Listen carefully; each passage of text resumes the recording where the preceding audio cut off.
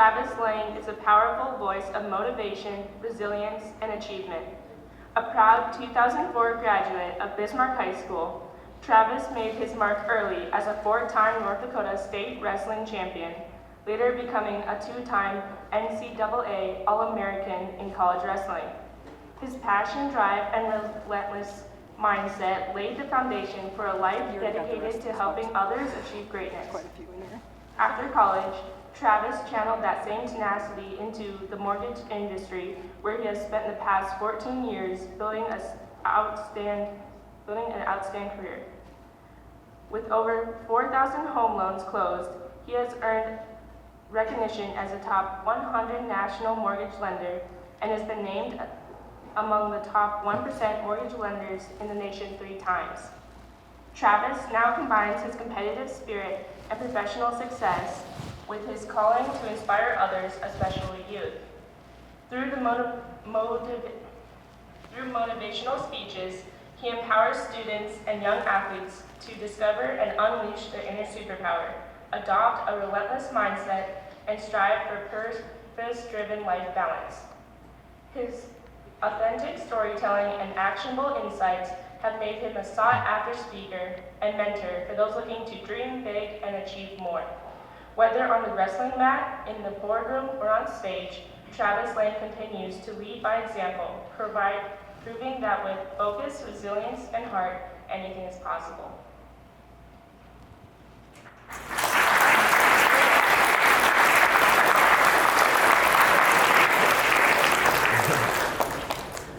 Well, that was amazing. Yeah,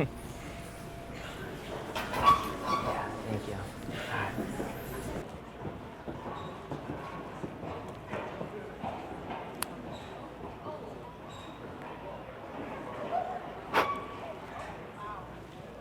That's how fast life can pass you by. So there's a bunch of studies out there about people on their deathbeds and their biggest regrets. And you want to know what the number one regret that they have is? Not having the courage to live a life true to themselves. So, kind of funny your guys' theme of your event. I had no idea that that was the theme, and I had the lighter brought for the prop. But my goal tonight, by the time I get done chatting, is that I'm able to spark a change in every single one of your mindsets before I leave. So, you guys are all going to have to get to a point where you decide what success looks like for you, right? And it could be a lot of different things, right? It could be your career. It could be raising a family. It could be money. It could be all the above. And it's going to change time to time. I'm turning 40 this year, so I've been through a few things. However, it's kind of funny. A couple months ago, I was actually having a dream. And in this dream, I was walking through my college dorm room, and then I had walked out to this foyer, and it was where I got married, and I was running into college wrestlers, teammates, friends, family, and I was about to give this big speech in front of a crowd. And right before I gave the speech, I woke up. I didn't get to give the speech in my dream. I was pretty upset. But I woke up and I was like, I got to write this down. And I wrote probably if it was paragraphs, there's a notepad in my iPhone, but I probably wrote 8-10 paragraphs of just thoughts flashing in my mind. Boom, boom, boom, boom. And now I'm here in front of all you guys, and I guess you could say I'm living out one of my dreams. So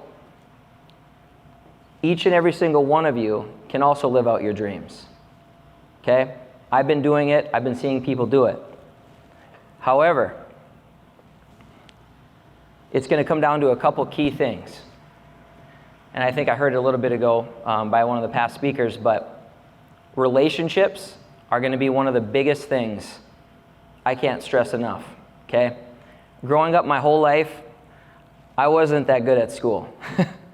I always joke and I say that I was going to school just so I could wrestle, even in high school. But your relationships that you start making right now, especially at a conference like this, is so valuable, right? my relationships that I got through the wrestling world, and then as I was like going through high school and college, they're still some of my best friends and some of the people that got me connections into the line of work that I'm in today. And I wouldn't have been probably half of the place I got to without the relationships I've created. And then once you're in business, it's about keeping the relationships, right? So no matter what you guys all go into, right? And where you guys all sprout off to in your life, never forget the power of relationships. You guys ever heard it's like, I know a guy that knows a guy, right? Or I got hooked up and so set me up on this date and it's because who I knew and then we got married, you know? Relationships are going to be the biggest theme of your life. I can't stress that enough. It's how a lot of the reasons how I've got successful. The last thing is that the power of asking. I know it kind of sounds funny, but I prove that theory right almost every month. The people on my mortgage team, people in my life, I go, watch this, and I'll like pick up the phone and I'll call and I'll ask one of my relationships or connections for either a favor or I'll ask them for a business idea. Get good at being resourceful, right?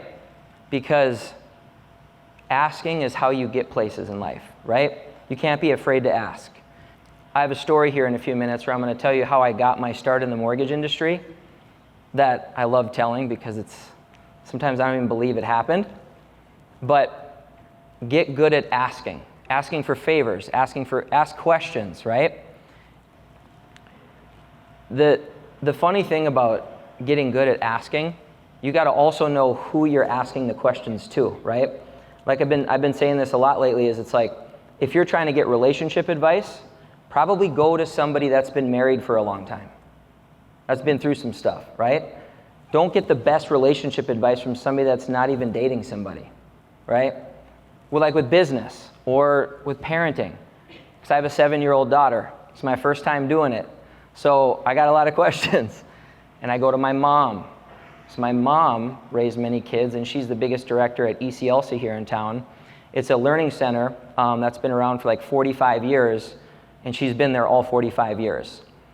So she's helped raise thousands of kids, right? From 1 all the way up to 12. So that's where I get my parenting advice from. Match up your asking questions with people that are qualified to give the right answers. And they might be people you don't even know, but you heard that they were good, or you heard that they knew what they were talking about. Don't be afraid to ask questions. All right, a couple stories about me and how I got to this stage and why I'm up here at this microphone. So growing up for me, like I said, in middle school and high school, school was rough for me. I had to fight to get C's, right? I had to sometimes fight to get B's. And even my, I'll never forget, it's kind of funny now, it's fueled inside of me of that asking. I was at Simley Middle School, and I was a 7th grader. My math teacher at the time, because I was asking too many questions because I wasn't getting what we were talking about because I was never good at math. She gave me 10 pennies, and she's like, here's 10 pennies. You get 10 questions this week. If you ask more than 10 questions, you start owing me money. So she was like kind of scaring me to not ask questions in class, which is kind of funny. Because now I'm in an industry led by numbers and math and asking questions.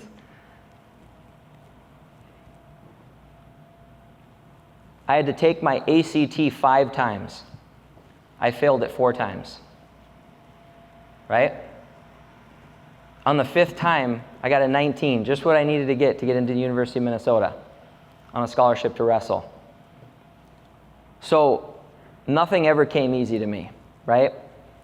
My dad and my mom were both blue-collar workers here. They're from Napoleon, North Dakota, and they fought for everything too. So I guess it was right that I had to fight for everything too. So I got to college. College wrestling was a lot, and I stuck it out though, which I'm very proud of. And I want to circle back actually, because I forgot a story. That was really important to tee this up. I was a 7th grader about to be an 8th grader, and I wanted to make varsity, because you can make varsity as an 8th grader in high school for wrestling. And the coach at the time his name was Milo Trusty, and he was the college University of Mary wrestling coach for many years. And my parents had hired him as a side coach for me with my high school coaches, as kind of like a guru. And I'll never forget, he sat me down in my parents' living room, because I had to put on 15 pounds, and there was going to be 4 kids in the wrestling room, all older than me, bigger than me, stronger than me, and they all were beating me. But I told my parents that I wanted to be a state champion as an 8th grader, and I wanted to wrestle in high school as an 8th grader. So they called Milo. He came to my house. He sits us down, and he's like, do you want to be good, or do you want to be great? And of course, I was like, great. I remember most of that night, but it's a long time ago. And he goes, okay. So now you got to commit to wrestling 12 months out of the year as a 7th grader, right? And I was like, all right. So I was 90 pounds, and it was June, and the wrestling season started in September. So I had to put on 15 pounds. I got on a weightlifting plan as a 7th grader, went to the gym 4 times a week in the summer, wrestled every week when all my friends were out playing, and I rolled into the Bismarck High wrestling room as an 8th grader from 90 up to 108 pounds in 4 months, and I pinned everybody in wrestle-offs. And then later that year in the wrestling season, I pinned everybody through the state tournament and even got a pin in the state finals as an 8th grader wrestling seniors. So never underestimate the power of going all in, okay? I didn't always just pick one thing or this. Wrestling took me through a lot of my life, which I am so grateful for. But the next story I'm going to tell you of how I got my start in the mortgage industry is completely different. But everything I've done in my life, which started back when I was a 7th grader, is I got to be all in. Because all you guys are going to have a chance with whatever you pick for your career, or whoever you pick as your spouse if you get married, if you decide to buy a house one day, I challenge you to go all in. And you might have to quit some things. You might have to pivot, right? You might be like, nah, this isn't working. My heart doesn't feel right about this. I got to go over here, right? But once the number one thing you guys can do is figure out in your heart, like I talked about, what does success look like to you, right? And what do you want?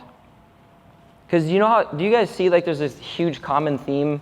I mean, I know you guys have to see it. I'm on social media a lot, and whenever you see people saying I can't find my passion, or I don't know what I want to be when I get older, right? And there's this kind of don't you feel almost 70-80% of the world is just kind of confused on what they want to become, what they want to do, and they job hop, or they never figure it out, and then you kind of almost look at them and you're like, oh, I mean, I even see it in high school classmates, college classmates of mine. They're still trying to figure it out. You guys are at such an amazing age where you guys can start working on that right now. I didn't start working on any of this stuff, by the way, until I was probably in my late 20s. I didn't even know what any of this meant that I'm talking to you guys about, right? I was just trying to wrestle.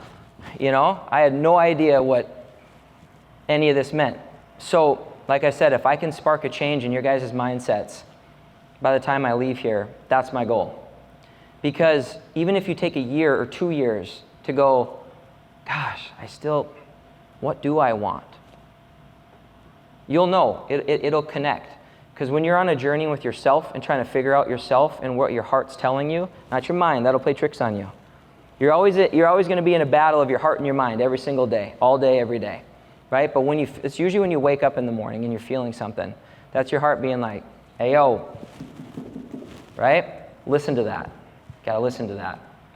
So I'm graduating college, and I'm sitting on my couch at this college duplex that I was living in. I was a month away from graduating, Had no idea what I was going to become. I had no job history. I had no resume. Wrestling. That was my resume. I did wrestling camps in the summer. Literally, that was my jobs. So I was like, what do I do? And I was on Facebook, because it was new at the time. And one of my arch nemesis in high school, Joey Nigam from Century, he hits me up on Facebook Messenger and he goes, hey, I see you're graduating in a month. What are you going to do? And he's 3 years older than me. He was already in his career. I was like, I have no idea. I'm going to start applying for jobs in Minneapolis, and I have no clue. I'm going to, like, sales jobs, whatever. I was just literally applying on websites, getting no responses. And he goes, well, I work at Wells Fargo out in Mankato, and we do car loans, home loans, and I could probably get you an interview, but I can't get you a job. And he goes, do you want an interview? And I was like, doing what?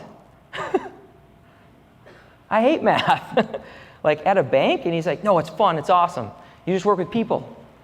I'll never forget him saying that, because I was like, this sounds like a terrible idea. So I went and bought a tie, because I didn't own a tie at the time. And I got ready for the interview. I go there, I sit down with the guy. I was in this bank, and he sits me down and shuts the door. And he's like, well, Joey told me about you, and you're a college wrestler and all this, da-da. He goes, but where's your resume?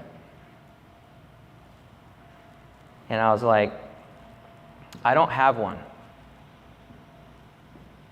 But I guarantee you, if you give me this job, I'm going to walk circles around every single employee in this office. And he looks at me and he goes,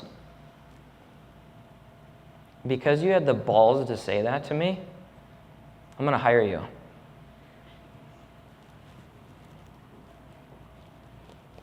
Go all in. I hated that first year. I didn't like it at all. And I ended up moving back to Bismarck a year later, and I started working at Cornerstone Bank here in Bismarck, doing the same thing, home loans. Still didn't like it that much, and didn't know if I wanted to keep doing it. So it was about maybe 2-3 years in, and I started to feel people would call me and be like, these people said no, how are you able to help me? And because I had sacrificed for a couple years in the career, it started to build a passion inside of me. Because this is the number one thing you guys need to know this too. If you think about sports, right, it teaches a good lesson about this. And why I think a lot of people are struggling with finding their career. You can't develop a passion for anything until you sacrifice. When kids join sports, right, and they're young, it's not hard yet, right? It's just fun, it's cute. Like watching kids play soccer when they're 4 years old, it's the funniest thing. I know when I watch little kids wrestling, it's just like, they're literally like hugging each other and throwing each other around, and they're not even doing moves. And they're having fun. They're like, I'm playing wrestling. But see, they get a couple years in, and they sacrifice a little bit without even knowing it, and then their friends are doing it, and then they don't want to quit because their friends are doing it, and then pretty soon it turns into a passion, right? Like, oh, I love getting on the field. I love wrestling. But 5, 6, 7-year-old kids don't say that right away. Just like you guys won't with your career right away. And if you're one of the maybe 5-10%ers that love it right away and you're like, yeah, this is amazing. I wanted to be this since I was 10. It's amazing. Like, you're ahead of the game. But that was not my path. And probably for a lot of you in this room, it's not going to be your path either. You might try something, might hate it, move on. But I challenge you to sacrifice in something, because then you'll develop that passion inside of it. All right? So then you fast forward after I got that crazy interview done at Wells Fargo in Minneapolis, and I moved back home. I was probably 4 or 5 years into my mortgage lending career before I actually was like, hey, this is awesome, I love it, it's go time. I haven't taken off a vacation where I don't work on vacation in like 5, 6 years. I've built a life inside of a life now, right? because I understand the mindset like I took in wrestling to go all in, it's not work to me anymore. Matt will attest to this. He's been with me a year now, and we've been on a few trips together. Like, I'll be skiing and like up on the ski lift and like texting clients back, taking phone calls, putting my skis off to the side. Like, I don't feel like I work anymore, but it's because I've been so many years into it, and I love it now, and now I know it's just a part of me. Even like my daughter, she'll be like, Daddy, is that a client or is that a friend? And then sometimes she'll like chime in on phone calls. It's so cute. Like, she like literally is like my little assistant, mortgage assistant already. She says she doesn't want to be a mortgage lender like Daddy. But, you know, I have an incredible amount of respect now in my life for obstacles, okay? It's not when you guys are going to hit highs and lows or go through ups and downs in your life. It's just a matter of time and when, okay? A couple years ago, I got divorced, and I thought my life was over. I thought I wasn't going to make it through. I thought it was the worst thing that ever happened to me. It did suck. But now, 4 years later, it's one of the best things that's ever happened to me. And I'm so grateful for it. Because it made me a 10 times better father, and it taught me lessons I would have never gotten unless that happened. So, crazy things are going to get thrown at you guys. You guys are going to go through some stuff. When you do, it's going to be how you handle them and how you decide to make decisions on them. That's why I like to say obstacles or opportunities. If you could, like, I think if there's anything that you take out of today at all, and you find a way to develop this obstacle as opportunity, I wish I would have known that when I was in college and high school, because I would have done 10 times more stuff. I would have, because I let obstacles get me down. But if you can start understanding that you don't know if it's going to be good or bad until usually like 6 months later, a year later. You know, like when people say, oh, I lost my job, but then I found the best career ever. Like one of my favorite rappers, his name's Mike. He used to go by Mike Stud. And he says this speech about, he was going to go pro. He was a pitcher at Duke. And he blew out his shoulder his senior year in college. And he could never go pro. And that was his whole dream, his whole life, to become a professional pitcher. But because he blew out his shoulder and then he couldn't pitch anymore, he took on music. And now he says he wouldn't trade it for a thing. That music is like his calling, right? So he said that was his biggest thing that happened to him, but he turned it into an opportunity, right? So, you know, whether it was a car accident that I had my freshman year in college where I almost died and I got taken to the emergency room, I got a concussion, put on my seatbelt probably 5 minutes before I crashed into a median going 80, right? Whether it was that or whether it was barely passing my ACT, I've always had this thing, and I guess I like to call it like my 3 like absolutes I need to do every single day. And it changed, right? My 3 things that I need that you guys could turn into your 3 things. Because you know how you wake up sometimes and you're just like, ugh, today. But then you like maybe turn on a song or a podcast, or you like figure out a way to like call somebody and you know, maybe you call mom, maybe you call your brother or something, and they get you back in the game. These are my 3 things. 1, I've always needed somebody to look up to. I look up to God and I look up to my parents. Number 2, who do I do it for? I do it for my daughter. When times got tough, I'd think about her, of what she's going to think of me in 10 years. No matter how bad of a day I was having, bam, I was back in it, baby, right? And I go through a lot of stuff with my job, right? Like I'm talking, sometimes I work 80 hours a week. So to keep me going, keep me flowing, right? I need somebody to do it for, or else I'm not going to do as much. And then lastly, you need something to go after. And you want to know what I've been going after? Myself a year from now. I always tell myself a year from now, I want to look back and be like, wow, you've changed, bro, for the better. the things I learn, the people I meet, the stuff I discover, the stuff I implement in my business, the stuff I implement with parenting my daughter, the stuff I implement with my health, it's always about chasing the version of me a year ago. Or a year ahead, I should say. So, I have to put in one plug before I get out of here, okay? I know a lot of you in this room are having no intentions right now of buying a house anytime soon. Okay?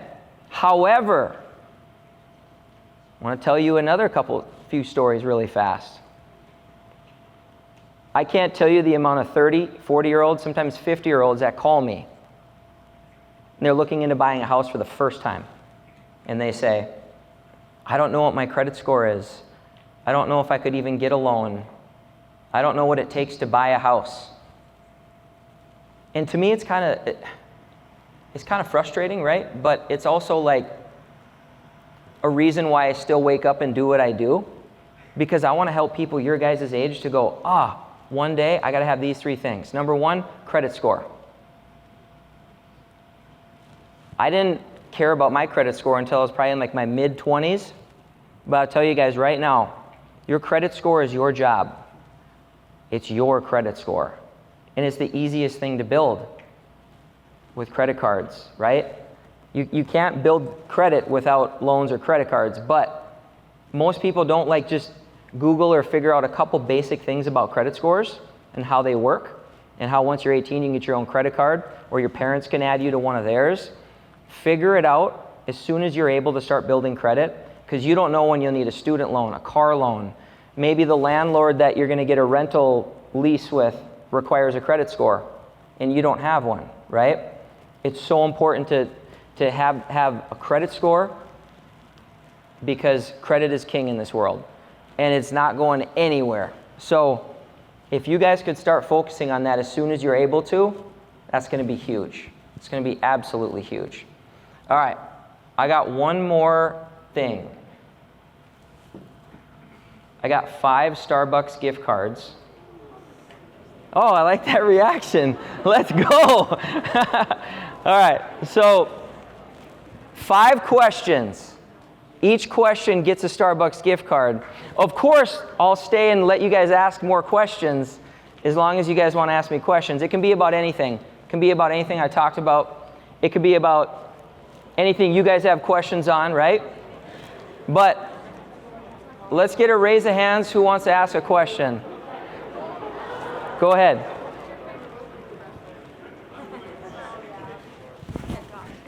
Say it. What was your favorite move when you wrestled? Like takedown, pin, whatever. Starbucks gift card. Here we go. She asked what was my favorite move in wrestling. Hey, good question. I love it, yeah. So, I was a big pinner in wrestling, and I had this move that my coach I told you about, Milo Trusty, he had made up. It was called the bottom wrist. So it's like where you get the guy's wrist, and you tilt it to the side, and then you get off to the side, you put your forearm in the back of his neck, and as soon as he comes up, you jam your knee over his arm, and it flips him over to his back, and you pin him. It's called the bottom wrist. I pinned it probably hundreds, maybe close to thousands, actually, with that move. Thank you for that question. That was amazing. Oh, I should have brought like 10 Starbucks gift cards. This is so awesome. What's your biggest regret, or do you have a regret about your past? What's your biggest regret, or do you have a regret about your either job or wrestling commitments? So basically, what's been my biggest regret in general? Yeah. Ooh, that's a good one.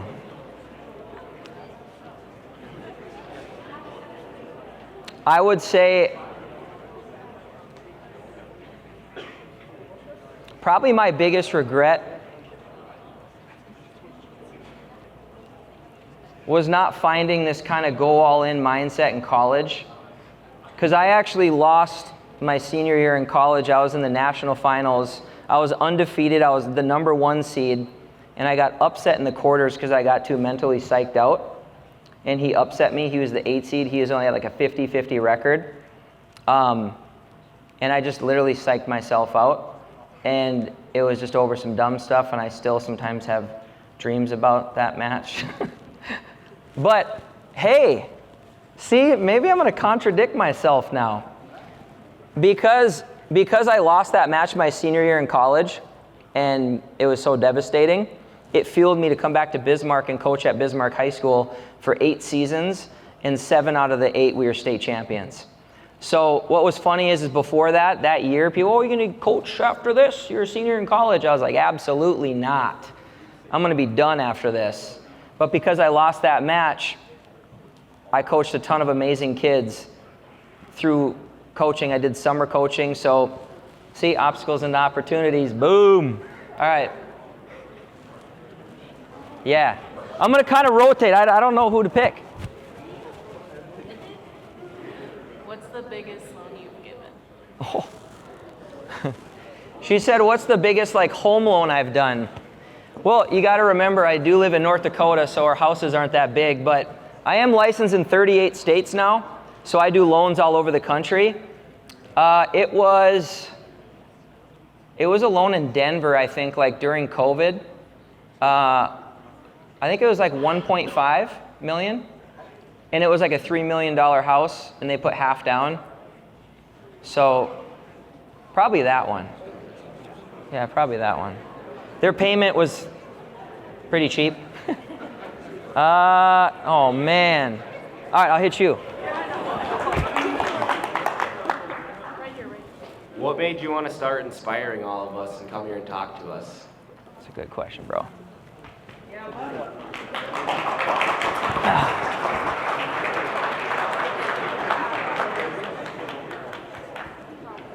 Not to get all like, sentimental, but I have to because he asked this question and I'm going to answer it 100% truthful. So I would say probably 5-6 years ago, I've been having this just like turning in my heart. A lot of times when I pray, a lot of times just when I'm, having a tough week where it's like, there's just been this voice in me being like, you got to go out and speak more, do more. It's not just about loans anymore. It needs to be about changing lives. Because I feel like we can all like kind of get mundane in whatever our job is, right? And for me, definitely, numbers, clicking, loans, here you go, bye, right? But I know that that's not the path I'm on. And if you even ask my mom, my assistant, definitely probably my ex-wife, about 6 years ago, like I said, probably 7, because it was right when Jazzy was born, I actually did a few speaking things, but then I had to go through some stuff.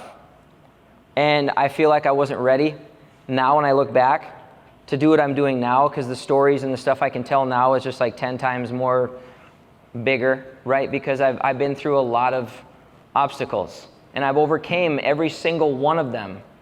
And I'm actually excited for the next one. Seriously. Just, I want my health in my body at least, though, so I don't want to like lose an arm or something. But it's been stirring inside of me, and it's time to take action now. So this is going to be one of a lot, and I hope it goes nationally. So thank you for that question. All right, I got 2 more Starbucks gift cards, but let's go you.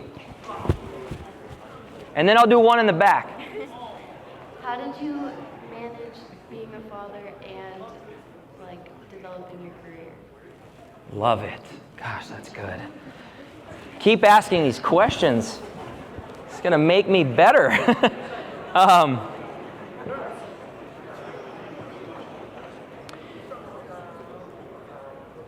Matt can attest to this too, but I hope you guys can hear me good, but if you follow me around on like a daily, weekly basis, there's some days where I run 8 miles, I do laundry, I cook, I go do grocery shopping, I work 10 hours, I take my dog out on a walk, I do probably like 50 sales calls. How was I able to manage it? Well, 2 things maybe. If I close my eyes and just try to answer it off the cuff.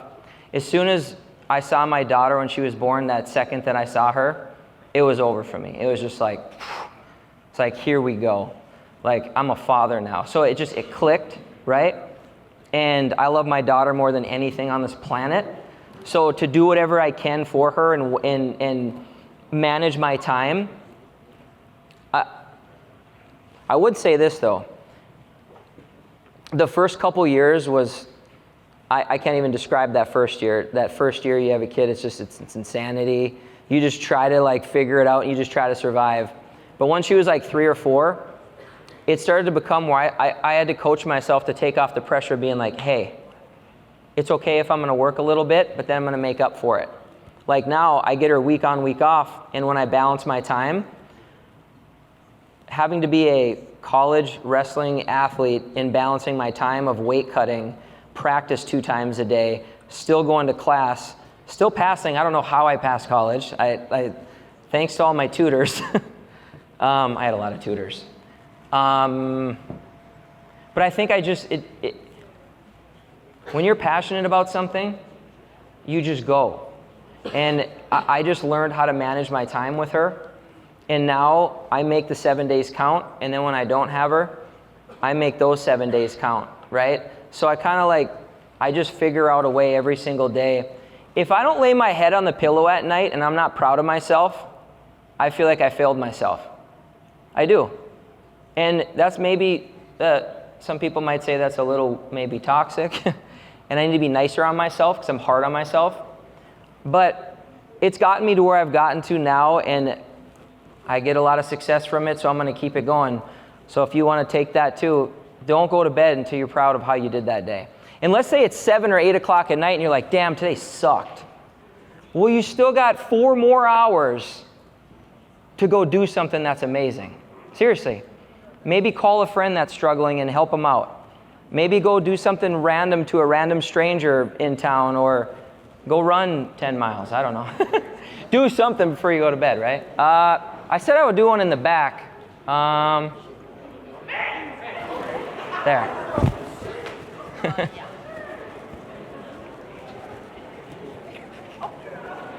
How many push-ups can you do? What? I literally got... That's amazing. I literally got asked this like a month ago, and they made me prove it, and I did like 92.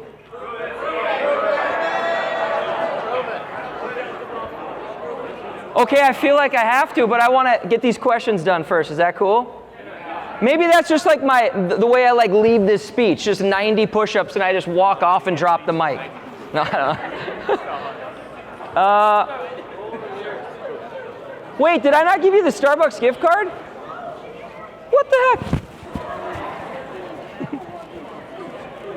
I'm sorry. We were going to say you didn't eat gingers or you eat gingers if you didn't call me, just so you know. Okay, well, they all went like this, and I feel like you had to have a good one. All right, I got you, man. I got you. All right. It better be good. It's the last gift card. He's standing up. He seems pretty intense.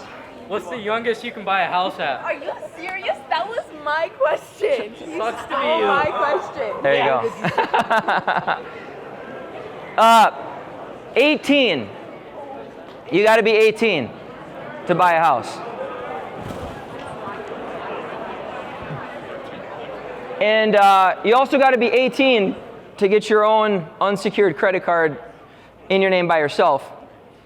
One of the biggest tools that people use, if you guys have very responsible, very amazing family members, maybe a parent, maybe an uncle, aunt, grandpa, grandma, whatever, the biggest thing they can do is they can add you on to one of their credit cards that they pay off monthly, right? You got to trust them. And you're putting your hands in their hands a little bit here.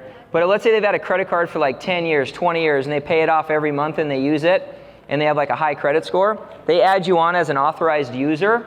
You jump on piggyback and you get all the credit for their credit history within a few months. It's called an authorized user account. And then the last thing you can do, it's called a secured credit card. You load money on it, and they'll approve you right away in like 5 minutes. That's when people go, I don't want to build my credit. It's like, that's excuses. Your credit is your responsibility. Literally focus on that as soon as you can. That doesn't mean you're going to buy a house in the next year or two. Maybe you build your credit when you're like 18, 19, 20, And then you don't buy a house until you're 30. That's cool, whatever, right? But if you're saying that you dish off the credit thing, I mean, that's just like, it's so important. Like, I can't stress that enough. Am I okay to still answer a few questions? Cool, we got thumbs up. Sure, you. Yeah. What's your wrestling record? Oh, it's like,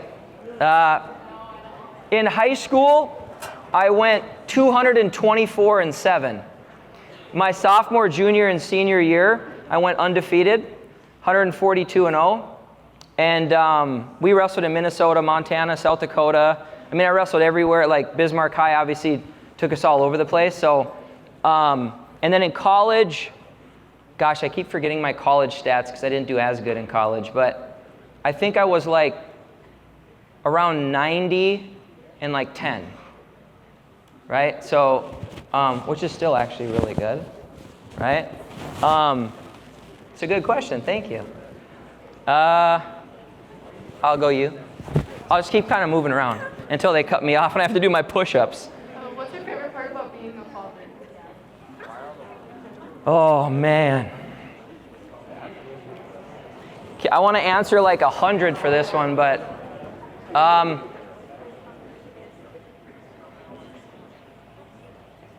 probably watching her personality develop, right? Like seeing her personality, like she's turning into like a little comedian. Like where, like, should I tell you this funny story? We were skiing in Steamboat and we get off the ski lift because I've taught her to ski now. And she turns around and she goes, "Hey, Daddy." And I was like, "What?" And she goes, "Butt cheek anonymous." And I'm like, where's she? She just comes up with the weirdest things. She's funny, she's goofy, she tries to make everybody laugh. So watching her personality develop into like a little lady, it's so cool. Another question, let's go. You got a smirk on your face. Should I let you ask a question? Okay. Would you wrestle him? No, I'm retired. Do you prefer freestyle or folk style wrestling? Folk style all day long. Statement. Oh. Oh, I did? Yeah. I owe you one. Make sure when I leave here, I'm going to connect and get you one, okay? I'll do a digital one or something, whatever is easiest. Because you live in Dickinson, right? Yeah. 2 more. Oh, man. All right. Okay, who's got like a really, really good one? Not like a wrestling one, because I feel like it's turning into like back to memory lane for me. Oh, this guy looks cool. Let's hit him up. Can you talk about your faith journey? My faith journey? Yeah. That's a good one. Yeah, that's a really good one. So my faith journey, right? Do you guys all know a group called Young Life? Maybe some of you, I saw a couple nod heads. So I was like 7th, 8th grade, and a few of my middle school buddies invited me to this Young Life camp. It was called Castaway. It's in Minnesota. And then there's this other one called Crooked Creek. And I was an 8th grader, and they just do such an amazing job. It's like it's kind of like a non-denominational Christian group that like isn't affiliated with churches. I grew up Catholic, but we'd go to church like maybe once a month, twice a month. But it was right around then, and then my dad had a heart attack. He made it through. My parents, I kind of turned his life over to God, and they're at a church in town called Evangel. That's where I go to. And my faith journey had kind of like went in and out. College kind of stopped going, but I always prayed, and I always believed in God, because it was that night in Crooked Creek. They said to like go out in the forest, because we were like around trees, and to just like talk to God. And that was the first time I ever did it, and I thought it was weird, and I didn't think anything was going to happen. But just something came over my body that I can't explain that happened, where I felt his presence, and it was amazing. But, by no means do I have it all figured out. And I feel like how he said, like the journey, no matter if it's your faith journey, right, your marriage, no matter if it's your career, no matter if it's you being a parent, your journey's never over. And you always can improve, and you can always keep going, right? So I have these bracelets, Daddy, keep going, right? Because I never think I'm going to chase myself to the point where I'm going to be where I'm like, okay, there you go. You're the best at this. Because there's so many levels and layers. Because I have friends and gurus that are in their 50s and 60s in their career, and they're still improving and they're still getting better. So every day and every year is just me trying to outdo myself. Thank you for that question. But God is good, and God is good every day. One more question, right? Oh, man. I like that hand raise. I'll go with you.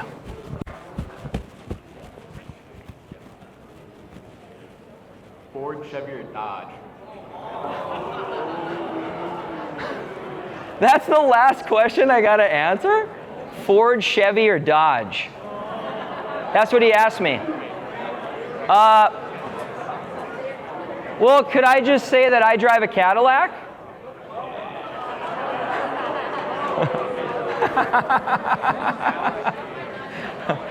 I'm not a car guy, though, so like, I just have a vehicle because I need one, you know? All right, that was the last question. I did promise him the push-ups, though. We'll count you up. I feel like it'd be too funny to not do it, right?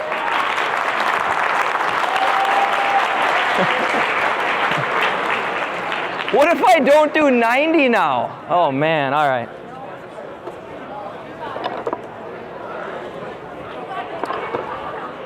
Okay, I have to preface this before I start because sometimes when I've done like pull-up or push-up competitions, people are, oh, you're not going down far enough. So I'm going to go down pretty far, but I wouldn't say it's like the perfect push-up, right? So cut me some slack, thanks. Oh man, I can't believe I'm doing this. Woke up this morning and here I am doing push-ups on stage. All right, whatever. Wait, who wants to count? You guys? All right, ready? 1, 2, 3, 4, 5, 6, 7, 8, 9, 10, 11, 12, 13, 14, 15, 16, 17, 18, 19, 20, 21, 22, 23, 24, 25, 26, 27, 28, 29, 30, 31, 32, 33, 34, 35, 36, 37, 38, 39, 40, 41, 42, 43, 44, 45, 46, 47, 48, 49, 50, 51, 52, 53, 54, 55, 56, 57, 58, 59, 60, 61, 62, 63, 64, 65, 68, 69, 70, 71, 72, 73, 74, 75, 76, 77, 78, 79, 80, 81, 82, 83, 84, 85, 86. Go, go, go. Go, go, go. 83, 89. Let's go to 100. 100.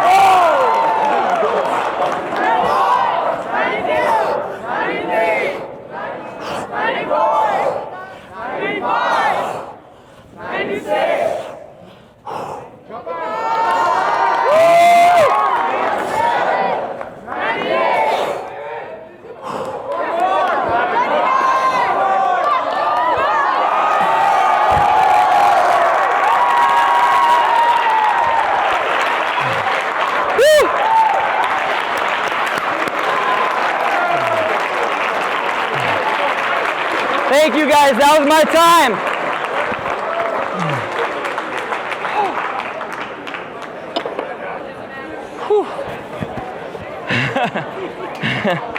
That's going all in.